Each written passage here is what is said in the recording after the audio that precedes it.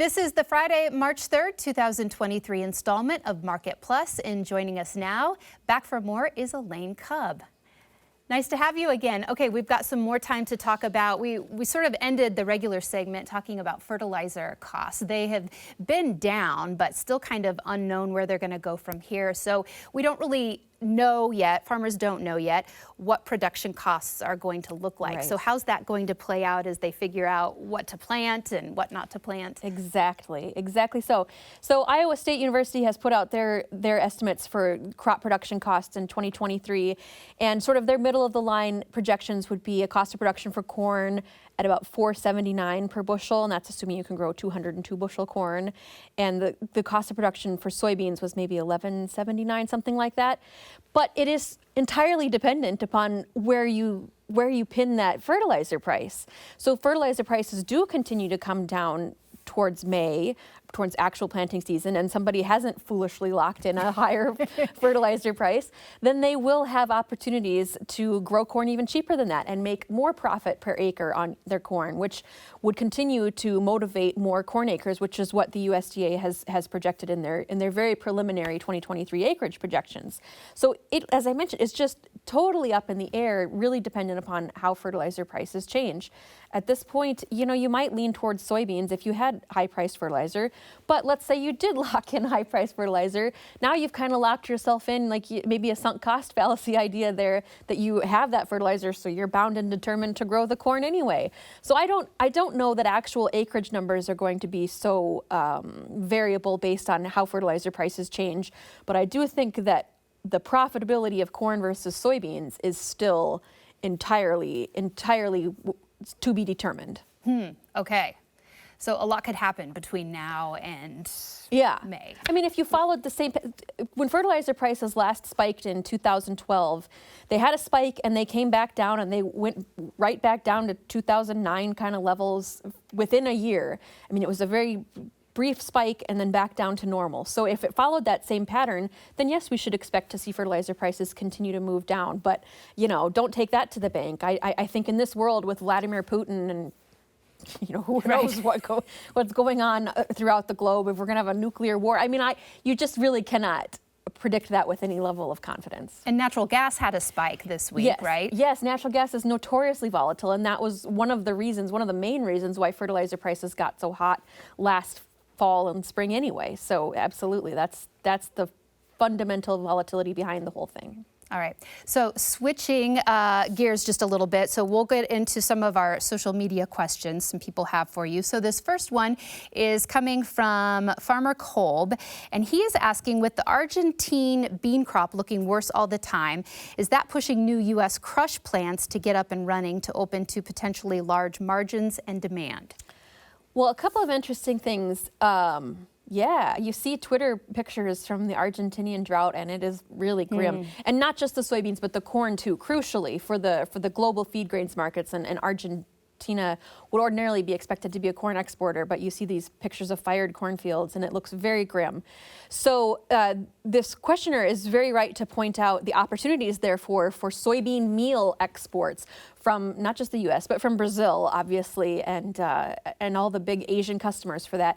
Soybean meal will be a big opportunity here, more so than the soybean oil in the next, let's say, 18 months. All right. So the next question from Bradley Chalkett is, any of the decline related to the freeze event, or is this drought damage? We're talking about wheat, I would imagine. Yes. Yeah, I think so. Well, and like you mentioned on the main show, the Kansas wheat ratings are so poor, 51% very poor to poor, and yet you see no bullish market reaction to that yet because it is such a global market. I mean, it's incredibly frustrating, and the long-term forecasts from the Climate Prediction Center and elsewhere do not seem to be giving much relief to that. All of the droughty areas are projected to remain dry, and the eastern corn belt, where you have better soil moisture now, is projected to get a more normal soil profile as we move away from La Nina. So there's just really no good news for farmers who are suffering from that southwestern drought at this point in time. And we were talking about the drought in the South as well, related to cotton. We sometimes talk about cotton on this show. It's down more than $1 this week. Will it continue to drop as long as those conditions are super dry? Yeah, again, very frustrating, I would imagine. For that old crop market, yeah, there's just not a lot of upward momentum for the old crop. But I do notice some recovery or some willingness of the new crop cotton market to price in some higher prices. And I wonder, or I hope, if that is a reflection of the prospects of, very dry conditions in cotton growing country. All right, we'll move on to our next question from Twitter. So, will we reach $5.50 a bushel for corn before April 1st? I know you love questions like this, don't you? Maybe. Yeah. Up, down, or sideways? My inclination is for new crop.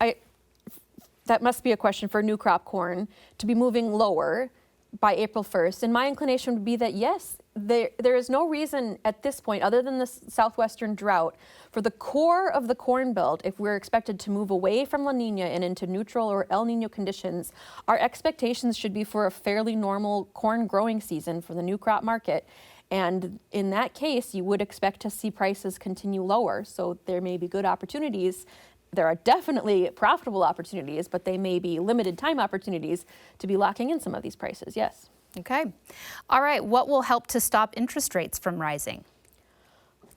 I mean, Let's get out our, yes. Yeah, well, Our I don't know that I don't know that there's really anything that could happen in the economy that would put a stop to it at this point, because it has to happen to pull back the inflation things that have been going on through this economy, and not just the U.S. economy, but global economies. And it's so clearly the expectation of traders this week in the bond market to see higher interest rates based on where they're trading those treasury yields. So I don't know that you want to step in front of a moving train in that interest rate scenario right now. All right, this is the last one from Cody in Oklahoma. Is the party over for the grain complex? He's wondering. Yeah, I mean, so long term, I eventually will see prices lower, but in the meantime, there could be volatility from outside markets. There could be continued, the funds could come back into it. All it would really take would be one nice, big, juicy export sale to get, let's say, the commercials coming back into the futures market and see things juiced up in those nearby contracts again very easily. So no, I don't think the party is necessarily over in the old crop market or in the very near term. Okay. Elaine, thank you for joining us. It's been a pleasure. You can get back to your cows now, right? In South Dakota, hopefully. Yes. They need you. All right. Well, next week we take a look back at the early days of no-till, and we'll have commodity market analysis with Jeff French. Thanks for joining us, and have a great week.